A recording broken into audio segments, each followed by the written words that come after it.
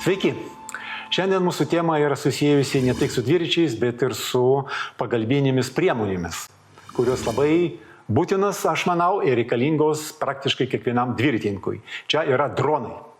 Ir šiandien mes bendraujame su mano kolega, kuris papasakos, kas čia yra per daiktas, kam jis reikalingas, kaip jį vartot, kaip naudot ir taip toliau.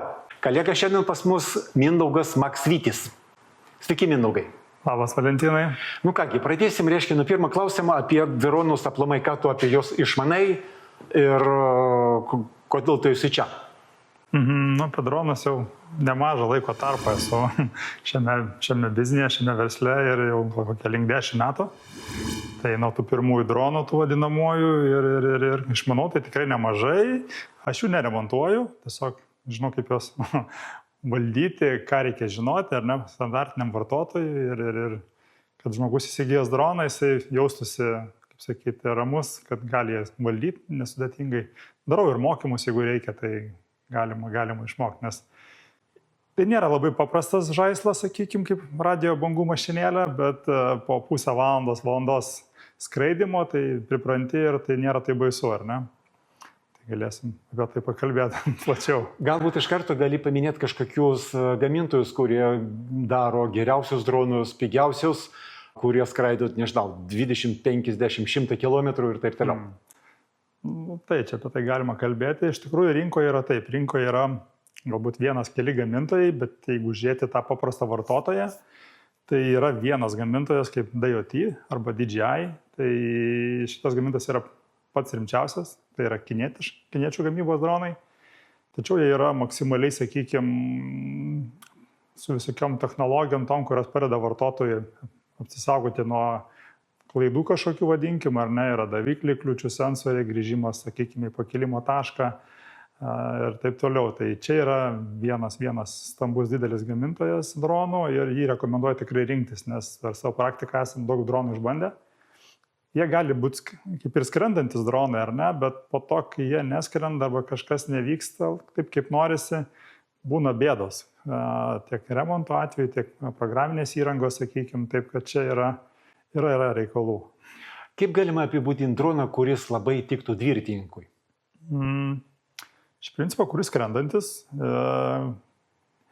Dronai taip, galbūt rinkčiausi kompaktiško dydžio droną tam, kuriam nereikia ir licenzijos ir jisai būtų mažiukas, lengvas, užsidėjęs ant pečių kažkur kuprinę arba dėklą, tašę tą vadinamą, tai jį būtų patogu pasimti. Bet reikia vis tiek orientuotis, jeigu tu keliauji kažkokį didesnį atstumą, tu skaičiuoji tos gramus ir dydžius savo, ar ne, tai iki 250 gramų yra dronai, taip jau padaryta, kad jiems nereikalinga licenzija. Ir čia po ranką galiu, tarkim, kaip pavyzdį paimti droną, va tokio dydžio droniukas išpakuotas, išskleistas, yra tokio dydžio. Tai kokybės tikrai jie turi labai daug ir tikrai kokybiškai ir filmuoja, ir skrenda, ir seka, ir aptinka kliūtis, ar ne, ir tokio dydžio droną gal labiausiai rekomenduoju. Pasirinkimas geriausias. O jau po to yra pagal kainos, sakykime, biudžeto dydį, tai galima rinktis jau ten su funkcijom, ar ne, kad sektų paskui, kad turėtų daviklius, geriausias kameras, tai kainos ten kita link 1000 eurų ir daugiau. Į ką dviratininkui, kai jis renka savo droną, reikia kreipti dėmesį? Svoris, akumuliatorius, kortelė, kameros kokybė, kurie yra iš šitų funkcijų esminiai. Tai čia tie dalykai dabar, kuriuos tu išvardinai, tai yra iš principo būtini, norint filmuoti, ar ne, kaip kortelė, baterija, sakykime, kuo brangesnis dronas, jisai dažniausiai turi talpesnę bateriją, jinai gali ilgiau skristi ir taip toliau. Tai reikia įsivertinti, kiek norite, kad jūs filmuotų, ar ne, tarkim, kadangi dažniausiai dviratininkai būna kaip kada vieni patys, tai rekomenduoju, kad dronas turėtų sekimo funkciją. Čia gal tokia, sakyčiau, labiausiai reikalinga funkcija, kai tu gali save užsižymėti kaip objektą ir paskui tave dronas seka. Tai naujausi dronai, kaip pavyzdžiui Mini 5 Pro, jie turi naujausius algoritmus ir tikrai įspūdingai seka, aptinka kliūtis, jas apskrenda ir tikrai vienam pačiam galima išsiruošti kelionę su tokio tipo dronu. Turėti rinkinyje galbūt 3 baterijas, tarkim 3 lokacijos, 3 baterijos ir atgavus tą medžiagą galim tikrai sumontuoti gražų video ir to turėtų užtekti kaip pagrindas. O kortelę reikia įsivertinti, sakykime, galbūt turėti ne vieną kortelę, nes jos būna kartais gali užlūžti. Tai kaip pats žinai, tikriausiai reikia turėti dvi, kad jeigu viena neveikia, turi atsarginę, ar ne, tai koks 128 GB arba 256 GB, tokio dydžio kortelės turėtų užtekti. O kaip fiziškai atrodo tas procesas valdymo, kai dviratininkas važiuoja ant vairo, ant dviračio, jis laiko vairo, plus jam reikia kažkokiu būdu, kur dėti jam tą valdymo panelę. Ar ją prie vairo pritvirtinti, pririšti, arba jis gali kažkur paspausti vieną mygtuką, įdėti į kuprinę, atgal tą valdymo pultą ir važiuoti savo toliau. Pultas, jo, jeigu tarkim tu jau nori, kaip sakyti, važiuojant, kad tave filmuotų, tai tas drono pultas ant vairo yra sprendimas. Tai galbūt vizualiai tai atrodo galbūt keistai, kai tu save seki ir čia yra pultas, tai jeigu kažkas daro kažkokį reklaminio tipo video, tikriausiai tai nėra sprendimas. Tai reikėtų tikriausiai tą pultą kažkur užsižymėjai save pasidėti, atlikti pravažiavimą, nusifilmuoti ir jį pasimti vėl. Nes dėti kuprinę jį nesprendimas. Arba, tarkim, dėti kažkokį dėklą jį ar ne, bet ten jau galima irgi prispaust, paspaust, nes pulto vairalasdės, vadinkim, jos aš kaip pavyzdį gal paimsiu pultą. Tai va, tarkim, taip atrodo pultas su ekranu, ar ne, ir tu tiesiog tą pultą kažkur turi įsidėti. Tai arba kažkokį dėkliuką galbūt, kuris nesikontaktuotų su prisilietimais, arba ant to pačio dviračio. Tai jeigu, tarkim, tu save kaip stambų objektą naudoji, tai tada matosi pats pultas, tai galbūt man tai asmeniškai neatrodytų gražiai. Bet jeigu, tarkim, bendras planas, tu kažkur ten mini pedalus, tai kaip ir to pulto nesimato tikriausiai. Tai galbūt prie vairo yra laikikliai, galima prisiderinti ir taip naudoti. Standartinio dydžio dronas iki 250 gramų, tarkim, atrodo tikrai va, tokio tipo dydžio dronas. Jį supakavus tikrai galima dėti kišenę. Arba, sakykime, vėlgi, kai skrendi, tai reikalingas ne tik dronas, reikalingas ir pultas. Tai kažkur, tarkim, į dviratininkų rūbus įsidėti ir po to dar pultą kažkur prie vairo pritvirtinus. Taip galima būtų realiai išvažiuoti ir tai padaryti. Bet vis tiek tie, kurie planuoja filmuoti su dronu, jie turi pasiruošti filmavimui su dronu, ar ne? Tai kažkoks dėklas ar kuprinė, atvažiavai lokaciją, graži vieta, išsipakavai, įsijungiai, prasifilmavai, susipakavai, važiuoji toliau, ar ne? Tai čia nėra taip, kad, tarkim, tu turi 2 valandas važiavimo su dronu, tu paspaudi rek ir dabar 2 valandas minsi pedalus. Tai taip nesigaus, ar ne? Tai realiai vis tiek būna filmavimo ir vieno skrydžio trukmė iki pusę valandos, tokia realaus skrydžio, ar ne? Tai va, tai reikia planuotis, kad per pusę valandos tu gali kažką nuveikti su juo. Ir jeigu akumuliatorius nėra toks labai galingas, galbūt jį galima krauti nuo powerbanko, ar tik nuo tinklo, ar yra kažkokie atsarginiai variantai dar? Užmaitinti tikrai galima nuo powerbanko, nuo kažkokio automobilio, ar tarkim nešiamas baterijos, sakykime, kaip pavyzdys, ar ne. Bet dėl to rekomenduoju į kelionę kažkokį važiavimą jau išsiruošti su tiek baterijų, kiek reikia filmuoti. Tai 3 baterijos standartas, 3-5 kažkas, kas mėgsta tikrai filmuoti save, reikia turėti iki 5 baterijų. Tai tiesiog jas pasikeisti ir tokiu būdu bus paprasčiausia. Gerai, tada sekantis klausimas dėl kokybės. Kokia galbūt tiktų geriausia? Jeigu, tarkim, šiuolaikiniai dronai turi maksimalę, tarkim, video filmavimo raišką 4K, ar tarkim, aukštesnę raišką, tai ją ir naudokite iš principo, ar ne? Nežiūrint per didesnį ekraną, per didesnį televizorių, bus tiesiog ryškesnis vaizdas ir ją reikėtų ir pasirinkti. Ar yra labai didelis skirtumas tarp dronų pagal kokybę ir stabilizaciją? Visi dronai turi stabilizavimo funkciją, tai kuo, tarkim, brangesnis dronas, tuo jis turi šiek tiek geresnę stabilizaciją, vadinkim, ar ne, tai pagal tai reikėtų rinktis droną. Jeigu neklystu, yra dronai, kurie gali skristi patys su kamera arba be kameros. Tokiu atveju mums galbūt yra variantas pritvirtinti prie tuščio, pavadinsim, drono kokio nors action kamerą. Kas mėgsta, tarkim, kažką tokio tipo filmuoti, tai galima tokią opciją daryti, ypač tai mėgsta galbūt dinamiško važiavimo. Tarkim, tu greit važiuoji, tokio tipo drono su kamera, jisai turi plataus matymo kampą, tai vaizdas, tarkim, filmuojant tokių dronų, atrodo truputėlį toks dinamiškas, greitas, ar ne, ir toks gan įdomus. Bet kad operuoti tokį droną su kamera jau reikia tikrai mokėti, nes tai truputėlį skiriasi nuo standartinio valdymo drono, ar ne. Tai ten yra vis tiek FPV tipo dronai, kuriems reikalingi akiniai, ar ne, dažniausiai, tada dedi kamerą, tu nematai, kas vyksta, sakykime, nes, tarkim, uždėjus veiksmo kamerą, tai nėra matymo tiesiai ar ne į pultą vaizdo. Tai tu tiesiog skrendi, matai vaizdą akiniuose, kur tu skrendi, o kas jau gausis realiai tu nežinai. Tu tiesiog pasitikė, ką tau nufilmuos vaizdo kamera. Tai toks vaizdas truputėlį galbūt labiau pažengusiam pilotam ir kas tikrai moka valdyti dronus. Tai dronai, kurie deda kameras ant viršaus, yra truputėlį kitokio tipo dronai ir ant jų, kad, sakykime, juos pilotuoti reikia tikrai mokėti valdyti droną, nes tai vadinama, sakykime, truputėlį FPV tipo dronas yra kitoks valdymas. Tu dėdėsi akinius ant savęs, ar ne, tu matai vaizdo perdavimą tiesiai iš kameros į akinius ir tas dronas truputėlį valdosi ne taip kaip paprastas dronas. Tai ten tikrai reikalingi įgūdžiai, simuliatorius, sakykime, ar ne, ir po to jau po kokią 50 valandų skraidimo tu perini prie realaus skraidimo. Tai yra ne taip paprasta. Paprastam vartotojui įsigijus droną, tu vėlgi turi susirinkti pats dažniausiu atveju, ar ne. Tai čia toks sprendimas yra pažengusiems, kas tikrai mėgsta filmuoti ir jų galbūt kaip ir hobis yra dviračiai, ar ne, ir jie tai galbūt taip pat skiria laiko filmavimams, nes paprastai nusipirkus tokį droną nesigaus taip gerai padaryti.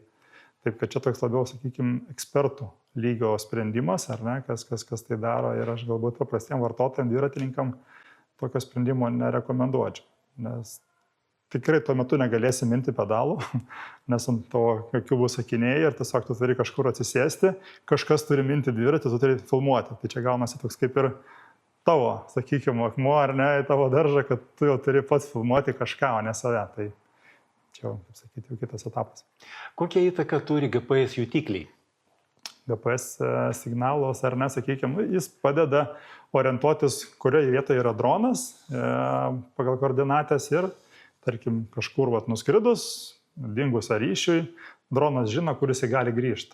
Tai GPS signalas ir yra tam skirtas, kad palydovų pagalba, sakykime, orientuojasi ir grįžta į pakilimo tašką. Ar yra kažkoks skirtumas tarp reguliavimo Lietuvoje ir ES? Tai čia galbūt taip aktualus klausimas galbūt keliaujantiems. Tai kiekviena šalis, iš principo ES, jos yra dauguma jų narės ESA ir ten yra tie patys reguliavimai, tie patys, sakykime, reglamentai. Tai ką reikia žinoti paprastam vartotojui, kad su standartiniu dronu atviroj kategorijoje galima skristi iki 120 metrų aukštyje ir matymo ribose, ar ne? Tai kai tu droną, tarkim, matai ten kokie 500 metrų, sakykime, toks atstumas ir tokiu būdu dažniausiai tai nebus pažeidimo.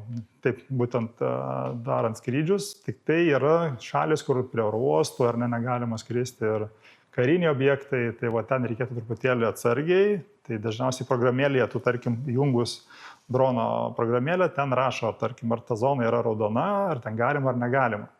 Ir prieš važiuojant į tą šalį, tu tiesiog turi atsidaryti tos šalies, sakykime, oro, kaip mes, tarkim, turim oro navigaciją, ar ne, taip ir kiekviena šalis turi savo navigacijas ir ten pasižiūrėti, kur kokios zonos yra galimos, negalimos. Tai čia tokie pirmieji dalykai, nes administracinės baudos ir konfiskavimas drono taip pat egzistuoja.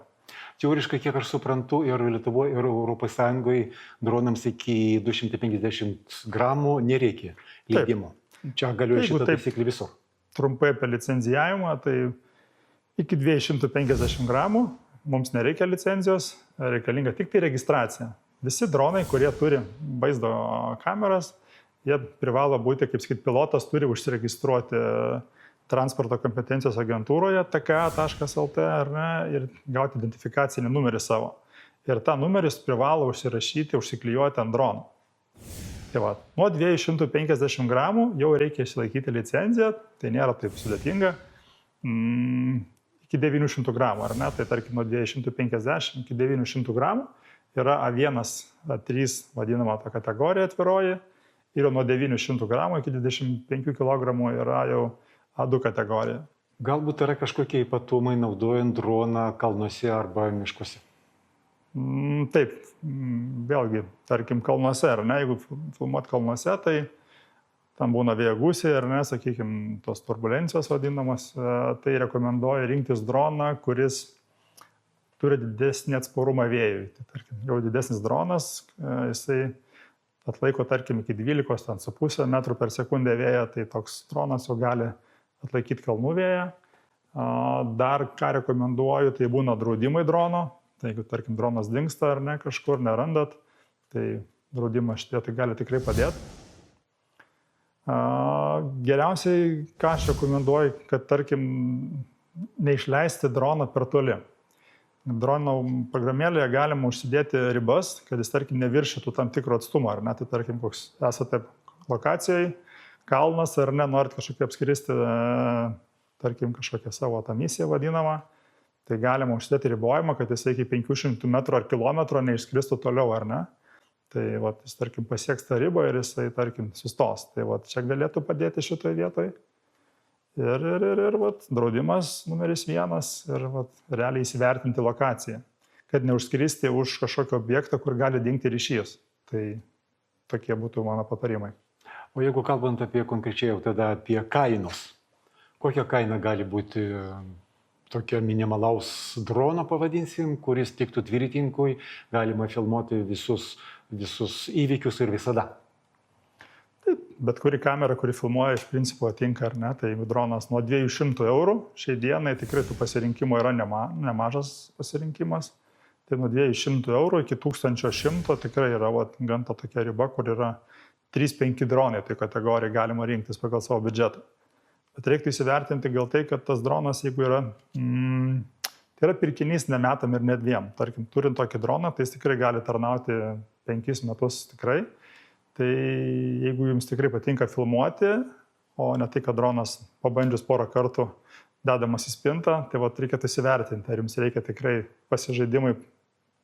Galima įsigyti droną iki 500 eurų kategorijai kažką įdomesnį ar ne, o jeigu, tarkim, kas tikrai mėgsta filmuoti ir nori geros kokybės, tai jau apie 1000 eurų reikėtų išleisti ir ten jau bus komplektas su 3 baterijom ar net dėkliuku, stotelę įkrauti tom baterijom, tai toks pilnas rinkinys paruoštas filmuoti. Galbūt yra kažkokie konkretus modeliai skirti keliautojams? Ne, tikrai to nėra, tai būtent šitie modeliai, kompaktiškumas, mažumas, kaina ir, sakykime, šitie modeliai, kurie nereikia licenzijos, yra labiau pritaikyta keliauti. Galbūt galim pasakyti žiūrovams, kokia yra apytiksli kaina atsarginių dalių. Tai jeigu kas liečia kainos, tai propeleriai tai nėra brangus, ar ne, komplekte jų būna atsarginių įdėta, tai pirkti iš karto nebūtina, bet jeigu pasiruošti, tai iki 20 eurų komplektas, baterijos kainos iki 75 eurų tų mėgėjiškų dronų iki licenzijavimo. Sakykime, tai šitą vietoj baterija, propeleriai.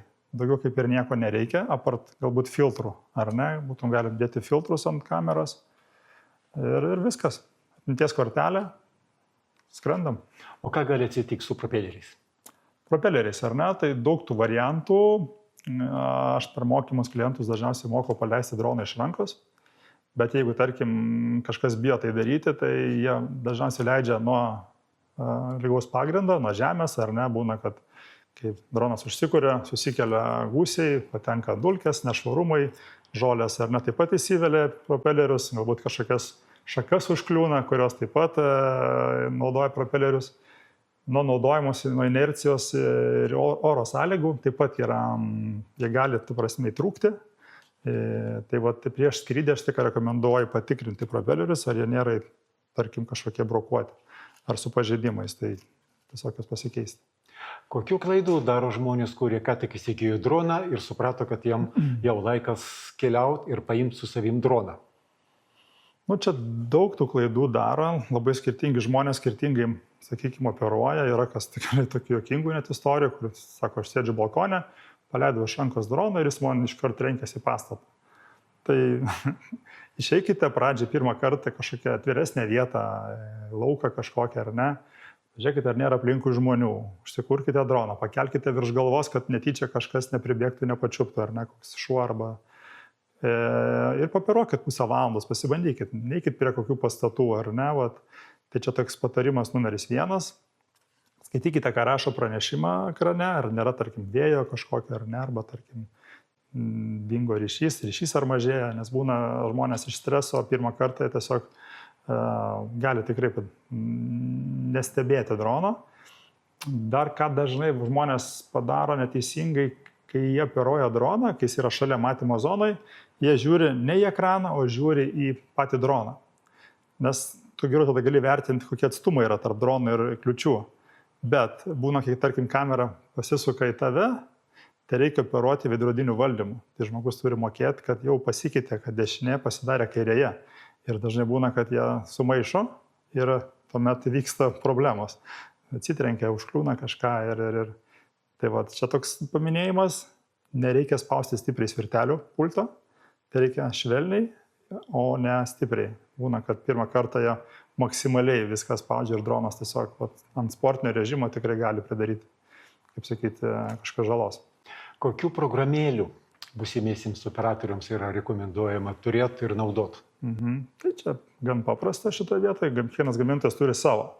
Tai tiesiog reikia galbūt neieškoti kažko, bet naudotis tai, kas yra sukurta. Tai tarkim yra opcijos, yra pultai su ekranais, ten jau yra Android sistemos, tai tiesiog jūs įsijungiat, pasidarot atnaujinimus, skrendat. O jeigu tarkim naudotis savo telefoną vietoj pulto, tai tuomet yra gamintojo aplikacija, tarkim, ir ją naudotis. Paskutinis galbūt patarimas koks nors būsimiesiems operatoriams.